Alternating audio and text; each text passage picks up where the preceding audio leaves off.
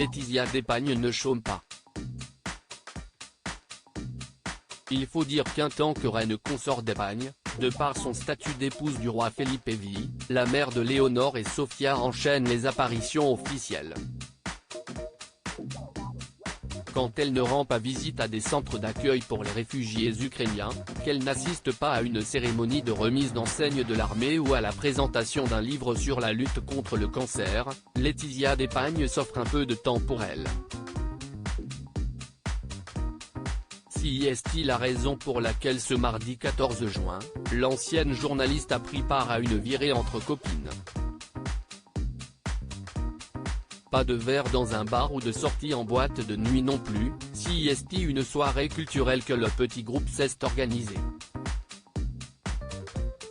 Et ce n'est autre que le talent de Marion Cotillard que Laetitia d'Espagne et ses copines sont allées admirer. Le site Vanitati révèle que Laetitia d'Espagne s'est présentée au Théâtre Royal pour assister à l'une des représentations de la pièce Jeanne d'Arc, Juana de Arco en la Ogra en espagnol, note de la rédaction, dans laquelle Marion Cotillard campe le premier rôle après le désistement de l'actrice choisie au départ.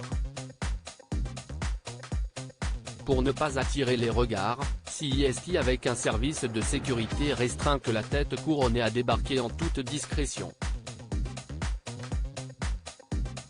À l'issue du spectacle, Laetitia d'Espagne ne s'est pas éternisée non plus pour ne pas créer de mouvement de foule et a vite rejoint le palais de la Zarzuela, résidence royale.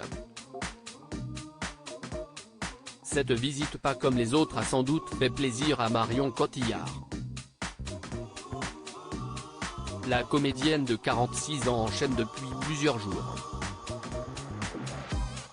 Après un festival de Cannes en grande pompe, au cours duquel elle a notamment présenté le film Frères et sœurs d'Arnaud Desplechin, dans lequel elle donne la réplique à Melville Poupeau, Marion Cotillard s'est envolée direction l'Espagne pour un projet de dernière minute. La maman de Marcel et Louise s'est vue confier le rôle principal de la pièce de théâtre après désistement de la comédienne choisie à l'origine. On ignore encore si les spectateurs ont dû sortir les petits mouchoirs pendant ces prestations, dont la dernière était d'ailleurs prévue le vendredi 17 juin.